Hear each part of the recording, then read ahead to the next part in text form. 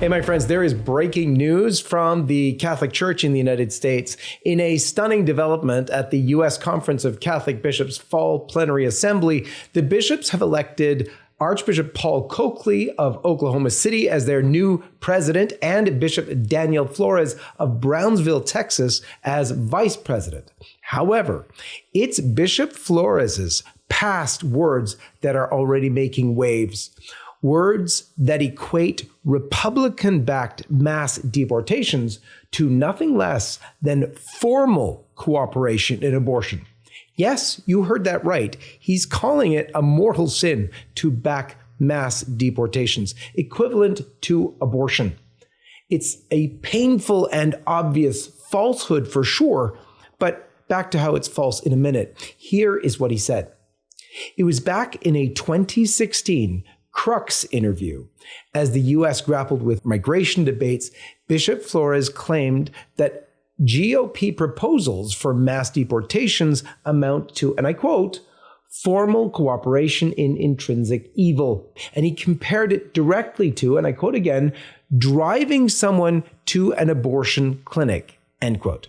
I have to say here how false this is, by the way. To paraphrase from Cardinal Ratzinger's 2004 letter to the bishops of the USA, which was issued under John Paul II, and I quote, not all moral issues have the same moral weight as abortion and euthanasia. There may be a legitimate diversity of opinion, even among Catholics, about waging war and applying the death penalty, but not, however, with regard to abortion and euthanasia, end quote.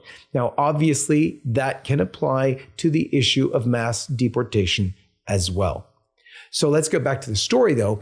This election of the U.S. Conference of Bishops comes at a pivotal moment when immigration and capital punishment are really in the crosshairs with a divided America, with Pope Leo taking Francis's lead and weighing in heavily on these American issues. Even though both the new USCCB president, Archbishop Coakley, and the vice president, Flores, both oppose mass deportation. Also, they both oppose the death penalty. However, Flores is much more radical. And even on the death penalty, he called it sinful to support the death penalty in America, which of course flies totally against Catholic teaching, by the way, but that's for another story. Archbishop Coakley, for his part, he is known also, though, for being a strong pro-lifer. So back in 2014, he told LifeSite News in an exclusive interview that he supports denying Holy Communion to obstinately pro-abortion Catholic politicians once they've been warned and so on. Maybe that's why Archbishop Coakley was elected on the third ballot, 128 to 109, lots of opposition. Bishop Flores, however, he secured the presidency on the first go, right out of the gate. Let us know what you think. Drop your thoughts in the comments below. Hit like, subscribe, and share.